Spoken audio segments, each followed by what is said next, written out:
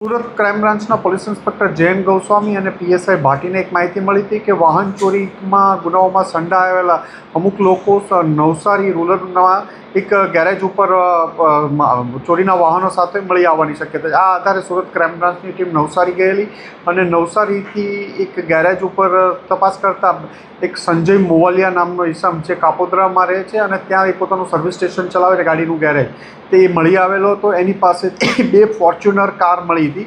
આ બંને ફોર્ચ્યુનર કારમાં એકમાં નંબર ચેકવાળો હતો અને બીજામાં નંબર પ્લેટ લગાડેલી હતો પણ ખોટી નંબર પ્લેટ હતી।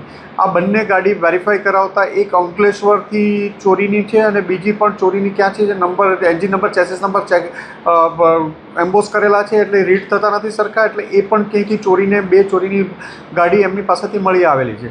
સંજય અને એનો ભાઈ અતુલ અગાઉ પણ ચોરીના વાહનો સાથે નંબર પ્લેટ અને એન્જિન નંબર ચેસિસ નંબરમાં ચેડા કરવાના ગુનાઓમાં પકડાઈ ચૂક્યા છે અને બંને ભાઈઓ રીઢા ગુનેગાર છે। આમની પાસેથી 2 થી વધુ વાહનો મળ્યા છે। આગળ નવસારી રૂરલ પોલીસ તપાસ કરી રહી છે। 40 લાખથી વધુનો મુદ્દામાલ આમની બંને ભાઈઓ પાસેથી રિકવર કરવામાં આવ્યો છે।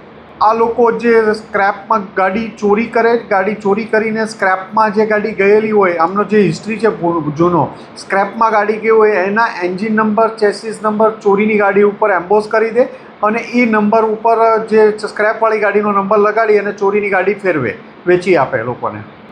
એક અંકલેશ્વરમાં હમણાં જ દાખલ થયેલો છે 4 દિવસ પહેલાં ગુનો અને બીજી ગાડીનું વેરીફાઈ કરીએ છીએ ક્યાંથી ચોરી કરવામાં આવી છે અને બીજી હજી એમની પાસે અન્ય વ્હીકલો છે કે કેમ એ બાબતે પણ ખરાઈ કરવામાં આવી છે।